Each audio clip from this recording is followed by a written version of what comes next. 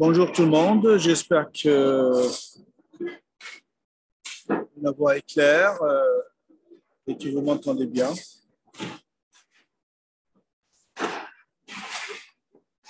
Alors, je vérifie le son.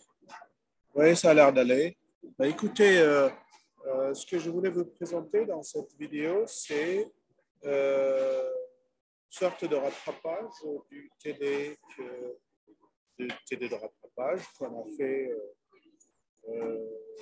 alors, vendredi dernier. Donc, on avait normalement deux TD, deux séances, donc de TD. J'ai eu dans le premier groupe, on n'a pas avancé beaucoup, c'est pour ça que je fais cette vidéo. Et dans le deuxième groupe, il n'y avait personne. Donc, je comprends tout à fait que ce soit un horaire un peu compliqué pour vous, mais que cela nous tienne, je vais essayer de faire ce que je n'ai pas pu faire dans le premier TD, c'est-à-dire je vais présenter une explication du cycle, donc l'aspect théorique, l'explication théorique du cycle d'après Schumpeter, donc le cycle de Kondratiev-Land d'après Schumpeter, et ensuite l'explication du cycle de Juglar présenté par Juglar lui-même. Donc, ces deux premières explications du cycle sont importantes parce que c'est ce qu'on appelle les théories du cycle avant Keynes, pré-keynésiennes. Parce que nous verrons dans la suite du cours que la vision et la pensée sur le cycle a complètement changé avec Keynes, et pas seulement grâce à Keynes, mais aussi à cause du changement de système du fonctionnement des économies depuis Keynes et donc depuis la grande crise de 29. Donc voilà ce que je vais faire. Je vais présenter tout d'abord cette théorie ou cette explication du cycle de Schumpeter, du cycle de Kondratiev par Schumpeter. Donc, voilà, j'ai posé cette question à vos camarades du premier groupe du vendredi du rattrapage. Et bon, j'ai eu, bien sûr, je leur ai expliqué qu'ils avaient donné des réponses un petit peu désarticulées, qui n'étaient pas très claires. Et ce que je vais profiter donc de cette présentation pour rappeler ce que je leur ai dit, c'est que dans une présentation théorique, il faut toujours se rappeler une chose, c'est qu'une théorie est construite sur des notions, des concepts, n'est-ce pas? Et on ne peut pas présenter cette théorie si on oublie ces concepts qui sont les bases sur lesquelles est assise ou est construite cette théorie. Donc, la théorie du cycle de Schumpeter, théorie du cycle de Kondratiev par Schumpeter, est construite sur un certain nombre de concepts. Alors, on peut dire qu'ils sont peut-être voilà, un nombre assez élevé, hein, assez important, je veux dire. Le premier concept qui est très important, c'est que il y a un personnage qui est au cœur de la cyclicité de l'économie pour Schumpeter. Ce personnage, c'est l'entrepreneur innovateur.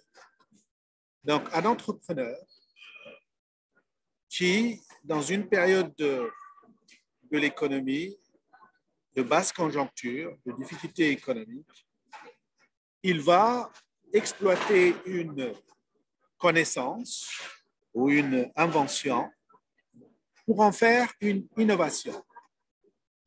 Voilà le deuxième, on ne peut pas dire le concept très important, mais une deuxième idée, si vous voulez, c'est cette distinction dans la théorie de Schumpeter entre ce qui est une invention, qui peut être scientifique ou autre, et une innovation. L'invention, c'est une découverte, une connaissance, un procédé qui peut être physique, chimique, électrique, ce que vous voulez, hein, découverte d'un nouveau produit, d'un nouveau matériau, découverte d'un procédé. Et il peut être tout à fait connu de tous, mais que ne s'est pas présenté ou on n'a pas trouvé l'occasion d'en faire un produit. C'est-à-dire n'a pas été mise en œuvre sous forme d'un produit vendable sur le marché qui peut faire gagner, donc des pourcentages de productivité. C'est ça la distinction entre ces deux notions. Donc, si vous voulez, cet personnage important dans cette théorie, l'entrepreneur innovateur, ce n'est pas un inventeur, ce n'est pas un monsieur tournesol, c'est tout simplement, c'est pas simple, mais c'est surtout un personnage qui est à la recherche d'occasions d'investissement, d'occasions de gagner de l'argent, de faire des profits et surtout de super profits, et qui est quelqu'un qui prend le risque de mettre cette invention sous forme d'un produit ou d'un procédé et de supporter les coûts et le risque de cette mise en œuvre. Voilà, si vous voulez, l'élément fondamental. Bien sûr, ce qui accompagne cet personnage, son acte, c'est justement l'acte d'innovation. Sauf que l'innovation, dans ce cas-là, pour expliquer le cycle chez Schumpeter, ce n'est pas une innovation ordinaire, mais c'est une innovation telle qu'on l'a expliqué dans les chapitres précédents sur l'histoire des faits macroéconomiques. C'est une innovation fondamentale. Quelquefois, on l'appelle innovation séculaire parce qu'elle va avoir des effets sur notre vie, sur la manière de produire, de vivre, de consommer ou de voyager ou de se soigner ou de produire ou de se transporter sur des dizaines et des dizaines d'années. On l'a appelé, comme on l'appelait, une technologie à usage généralisé, c'est-à-dire une technologie qui va être utilisée une première fois dans quelques branches ou quelques industries et par la suite, elle va être copiée parce que Schumpeter appelle des grappes d'innovation, c'est-à-dire elle va trouver cette innovation des déclinaisons dans beaucoup d'autres branches et va donc irriguer toute l'économie et va faire donc gagner de bons de productivité dans beaucoup de domaines de la vie et de la production. Donc voilà, si vous voulez, cette notion, on l'a bien compris dans les chapitres précédents que les crises viennent justement de... bon, je vais l'expliquer dans la suite, c'est une autre idée qui va être un autre concept chez Schumpeter, mais je vais rester à l'idée de cette lancement, si vous voulez, cette innovation séculaire va avoir avec des effets multiplicateurs de l'investissement. Elle va avoir donc, elle va induire des vagues successives d'investissement. Donc, au départ dans les branches motrices, après dans le reste de l'économie. Et ce qu'elle a d'intéressant, c'est comme toutes les innovations d'ailleurs, elle n'est pas rémunérée par un profit, mais par un super profit, c'est-à-dire un surprofit, un profit très élevé. Et au départ, ces innovateurs, entrepreneurs innovateurs, ils ont des positions de rente, c'est pas presque des monopoles. Je dis presque parce que ce ne sont pas des monopoles naturels, mais des monopoles qui sont momentanés, le temps que d'autres investisseurs se joignent à la course, à la concurrence et finissent par baisser les taux de profit des premiers entrepreneurs innovateurs. Et donc, avant la période de concurrence plus ou moins parfaite, l'entrepreneur innovateur va profiter d'une rémunération très confortable que Schumpeter appelle des surprofits ou des rentes ou des monopoles, mais qui ne sont pas fermés, qui ne sont pas durables, n'est-ce pas? Voilà donc l'autre idée. Ensuite, ces gains de productivité vont petit à petit se réduire, vont baisser. Et lorsque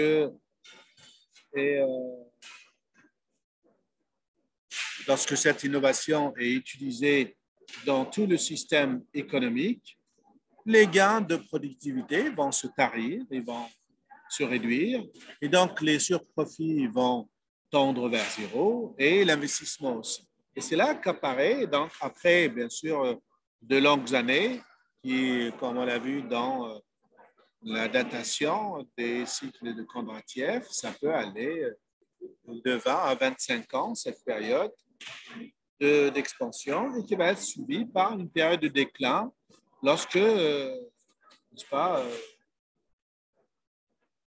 les branches motrices, donc les branches qui ont les premières lancé ce type profiter de ce type d'innovation vont atteindre une certaine maturité et ils vont connaître un déclin. Donc, voilà, si vous voulez, comment Schumpeter explique à la fois la croissance, le pic, et ensuite la baisse la période de récession. Et bien sûr, cette période de récession, elle est en même temps une occasion pour d'autres entrepreneurs innovateurs de mettre en œuvre d'autres innovations en exploitant d'autres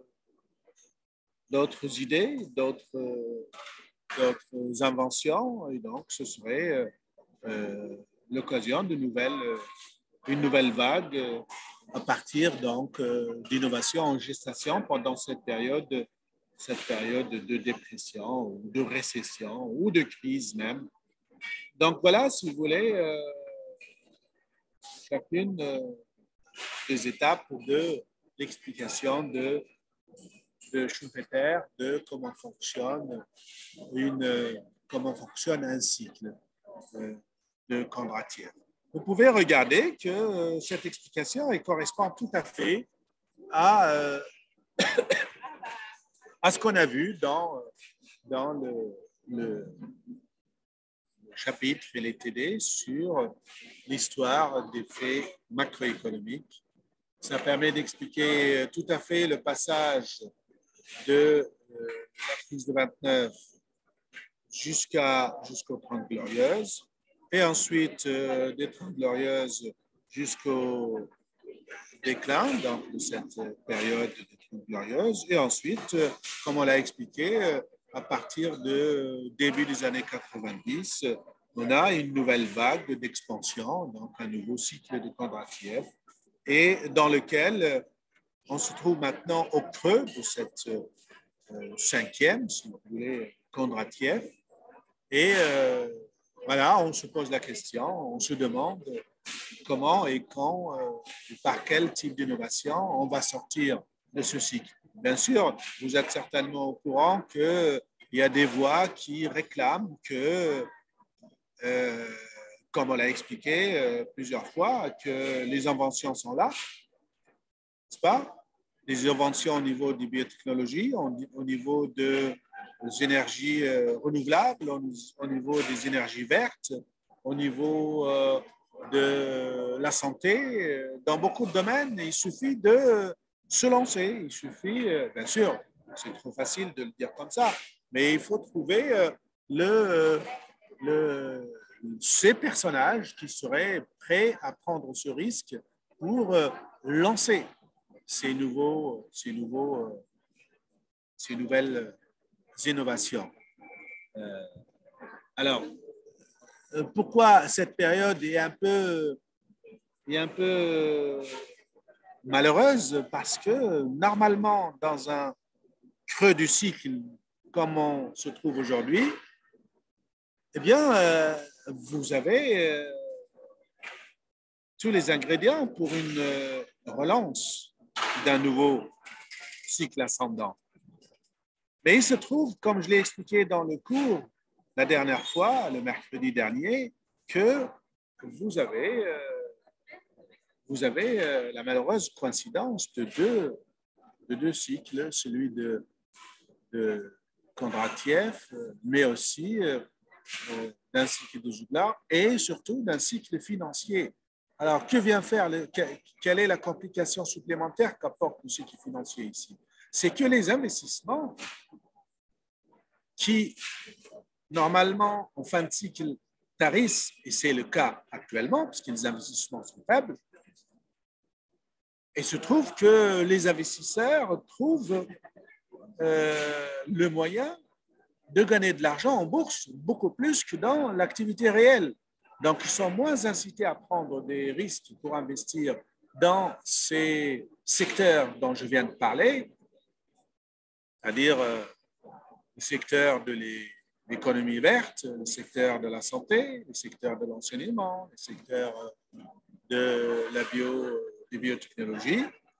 Ben, ils gagnent beaucoup plus d'argent dans la bourse. C'est une des difficultés qu'on a aujourd'hui, cette coïncidence de plusieurs cycles, surtout le cycle de Kondratiev et le cycle financier, qui n'incite pas les gens qui ont de l'argent à repartir dans une nouvelle vague d'innovation, alors que les inventions, comme je l'ai dit, existent. Elles, voilà, comme on dirait, elles sont dans les tiroirs. Si vous voulez. Donc voilà, si vous voulez, l'explication de Schumpeter du cycle de Kondratiev. Alors je vais passer maintenant au cycle de Juglar et vous allez voir que les explications ne s'éloignent pas, ou du moins ils ont un élément commun, c'est que là je viens de parler des difficultés qu'on a à remonter à nouveau au cycle ascendant, une nouvelle expansion à cause, mais c'est peut-être pas la vraie explication, mais c'est ce que je pense. Cette coïncidence du cycle financier avec le cycle de Kondratiev, c'est ça qui empêche, empêche les innovateurs de prendre le risque, n'est-ce pas, d'investir dans ces inventions qui existent déjà dans ce qu'on appellerait aujourd'hui l'économie de la vie. Parce qu'on pense que l'économie qui est basée sur l'énergie fossile serait appelée par certains l'économie de la mort.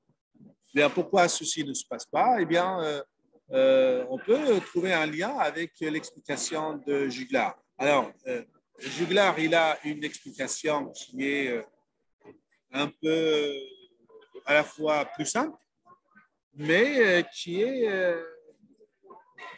importante pour l'époque et surtout qu'elle a des résonances actuelles, si vous voulez. Le premier élément, alors comme je l'ai dit pour le cycle de Juglar et l'explication de Schumpeter, il faut toujours se rappeler quels sont les concepts, quelles sont les notions sur lesquelles est assise l'explication de Juglar, l'explication du cycle de Juglar par Juglar. Alors, le premier élément qui est le plus important, c'est le crédit. Juglar pense que l'une des sources les plus importantes des fluctuations économiques, n'oublions pas que ce sont des fluctuations, c'est-à-dire un cycle court. Ce n'est pas un cycle de cinquantaine d'années qui est construit, qui est causé par les innovations circulaires ou fondamentales qui ont un effet sur 25 ans d'ascension, 20-25 ans de récession ou de ralentissement. Là, on est dans un cycle court qui peut prendre autour d'une dizaine d'années, n'est-ce pas, qui est causé par le fonctionnement du crédit. Juglar, et comme beaucoup d'autres, avant et surtout après lui, pense que le crédit est une matière tout à fait inflammable, c'est-à-dire une matière un peu particulière.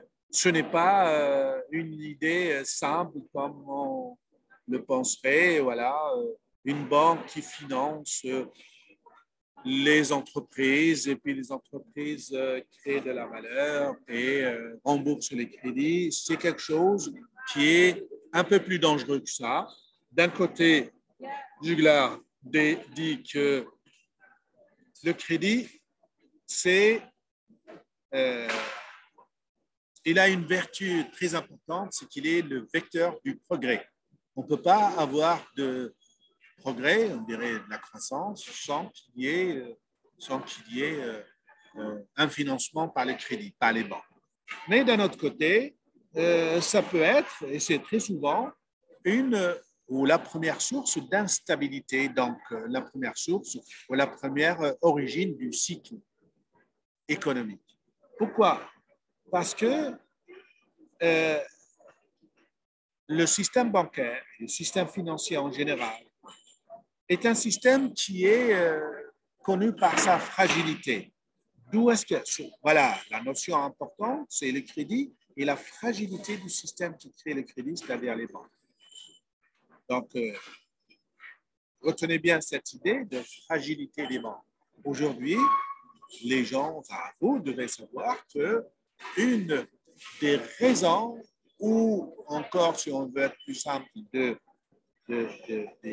séquelles de la crise actuelle, c'est que nous avons dans beaucoup de pays des banques qui sont fragiles, c'est-à-dire des banques qui ont des bilans qui ne sont pas encore assénés. C'est-à-dire qui comportent, il suffit d'un certaines difficultés de l'économie pour que ces banques disparaissent, tout simplement, qu'elles fassent faillite. Alors, d'où vient ceci? Ça vient du fait que justement le crédit est un produit très particulier.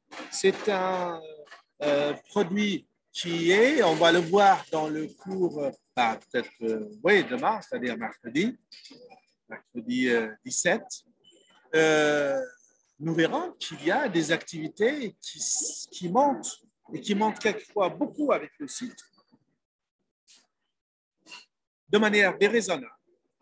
Et lorsque le cycle descend, elle descend de beaucoup, peut-être même avant, et très plus fortement que la baisse du cycle. Le crédit en fait partie. Le crédit est à la fois cyclique et en même temps, il précède le cycle. C'est-à-dire, quand l'économie va monter, le crédit monte d'abord, il monte très fort.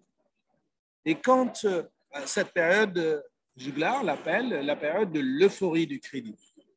Et après, c'est la période donc, qui correspond à l'expansion du cycle. Et après, vous avez une période de pessimisme, c'est-à-dire la période de l'euphorie, c'est celle où les banques, c'est elles-mêmes qui vont démarcher les entreprises et les ménages pour prendre des crédits parce qu'il y a de la concurrence entre elles, parce qu'ils voient que l'économie progresse, ils voient que le PIB augmente, ils voient que l'activité augmente, et donc les risques de non-remboursement diminuent. Et au moment où il y a les premières difficultés, voilà, une période de pessimisme exagéré va s'installer et couper le robinet, c'est ce qu'on appelle de credit crunch, c'est-à-dire voilà, on coupe le robinet et même les gens qui méritent des crédits, on hésite beaucoup à les financer et donc c'est le système bancaire qui lui-même précipite l'économie beaucoup plus bas que ne l'auraient fait les gens s'ils devaient s'autofinancer. Et donc, voilà cette idée de fragilité du système financier et surtout du système bancaire à l'époque de Juglar. C'est une, donc, comme je l'ai dit tout à l'heure, d'après Juglar, c'est à la fois le crédit est un élément moteur, il a cette vertu d'être le moteur de l'économie, le moteur du progrès, de la croissance, et en même temps, c'est le vecteur de l'instabilité, c'est-à-dire le vecteur de... Il aggrave les dépressions, finalement, peut-être même qu'il les crée. Pendant les périodes d'euphorie du crédit, il a aussi cette caractéristique qu'il attise les spéculations, n'est-ce pas? C'est-à-dire que le crédit va financer non seulement des activités productives, mais va aussi financer des activités qui ne sont pas directement ou pas du tout productives, comme la spéculation, c'est-à-dire un crédit fictif, un crédit artificiel, qui fait gagner de l'argent à ceux qui le font, mais qui n'est pas du tout un enrichissement pour l'économie. Donc, c'est un crédit spéculatif, si vous voulez. Et nous avons aujourd'hui des indicateurs qui n'existaient pas à l'époque de Juglar. Nous avons des indicateurs de ce type de crédit. Donc, les crédits spéculatifs, c'est tout simplement le coefficient petit d dont j'ai parlé dans le cours quelquefois, le coefficient petit d qui est la dette ou le crédit sur le PIB. C'est-à-dire, voilà, le pourcentage du crédit, de l'endettement de l'économie dans le PIB. S'il est excessif, ça veut dire qu'il y a, c'est-à-dire qu'il croît plus que ne croît le PIB, beaucoup plus fort. Donc, ça veut dire qu'il y a une grande partie de cette croissance qui est spéculative, qui n'est pas justifiée par un accroissement de la richesse donc, du PIB. Et c'est là que Juglar parle d'abus de crédit, c'est-à-dire des crédits qui ne sont pas utiles pour l'activité productive. Et généralement, bon, ça finit par des crises. Et les crises, c'est des périodes où on n'en sort que lorsqu'il y a un assainissement des bilans des banques. Alors, cette idée chez Juglar est une idée qui n'était pas assez acceptée par les néoclassiques parce que Juglar, il trouve ici la cause du crédit chez les banquiers, et non, donc chez l'offre de crédit, et non pas chez les demandeurs de crédit, qui sont les entreprises et les ménages, surtout les entreprises. Donc,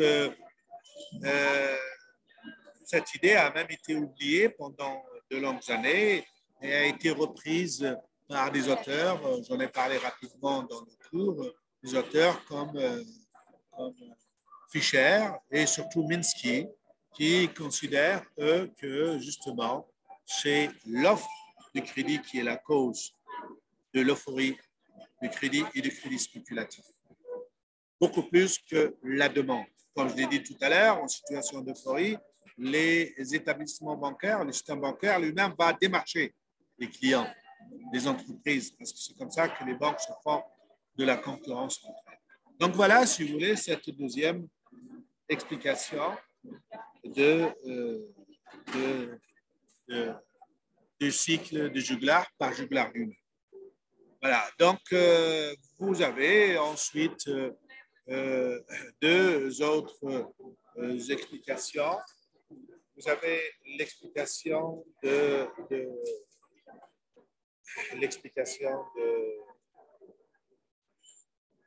néoclassiques. Bon, bah, c'est très simple. Je vais aller très rapidement dans l'explication des néoclassiques et dans l'explication de Keynes des cycles. Pourquoi? Parce que ce sont deux théories qu'on va retrouver dans la partie où on va étudier les modèles macroéconomiques. Donc, surtout, essentiellement, le modèle macroéconomique néoclassique et le modèle macroéconomique keynésien. Donc, je rappelle, je souligne simplement, très rapidement, l'explication néoclassique du cycle. Bien, tout simplement, l'explication néoclassique du cycle, c'est que le cycle ne doit pas exister.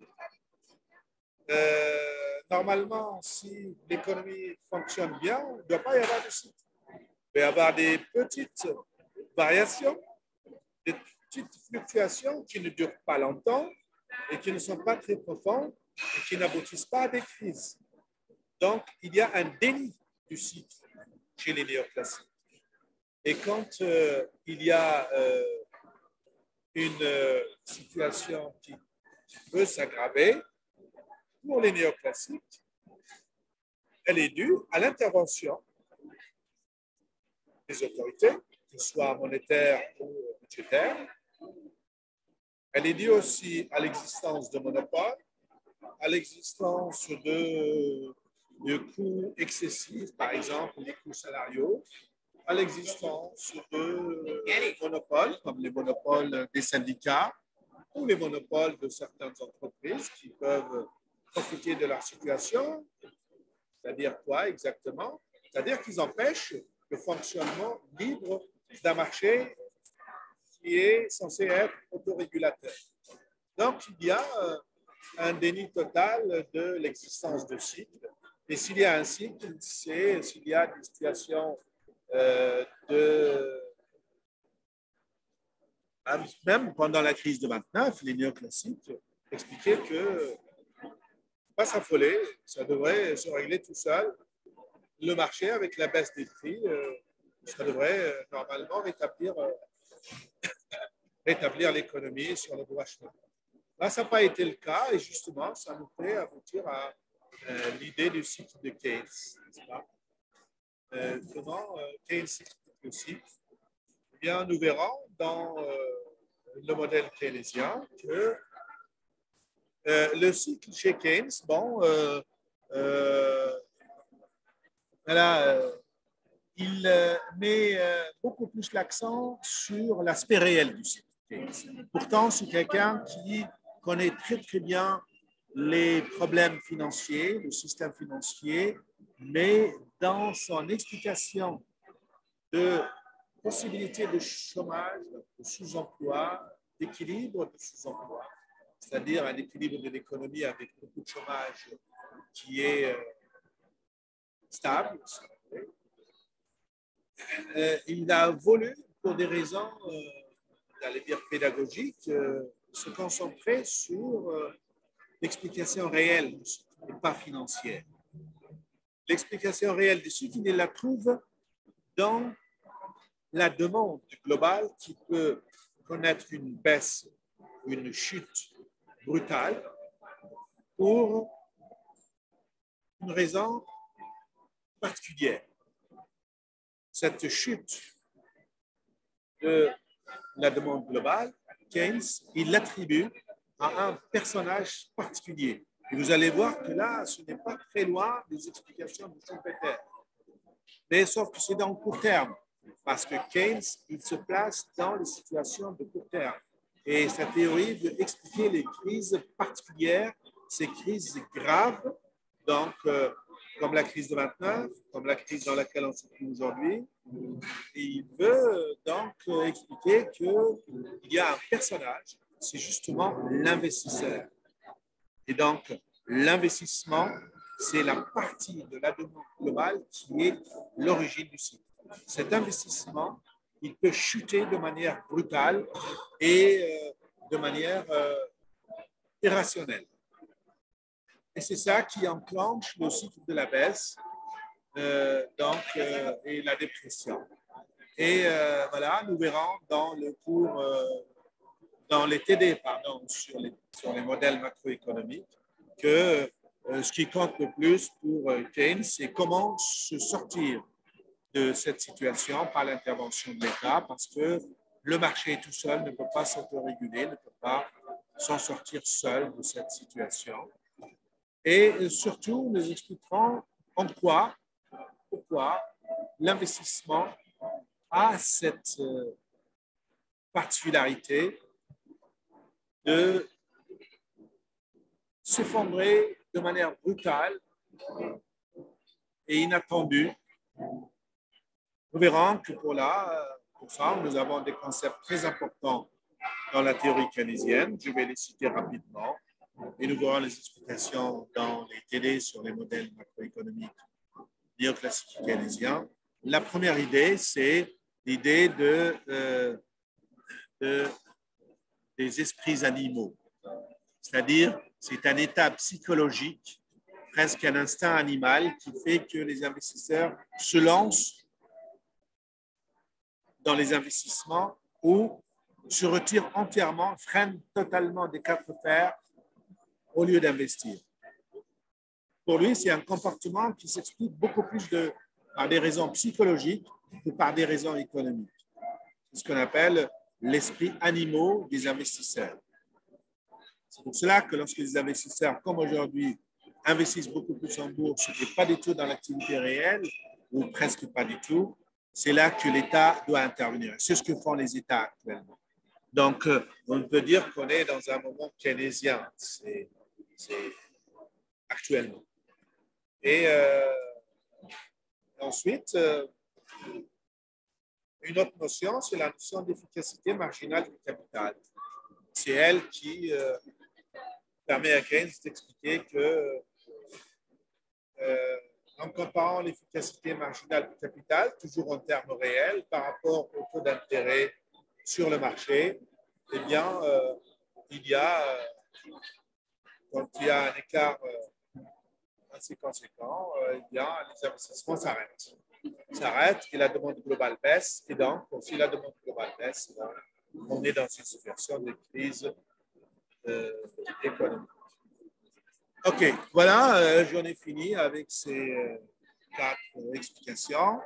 Schumpeter, Juglar, néoclassique et Keynes. Et puis, on se verra demain, mercredi 17, au matin pour le cours.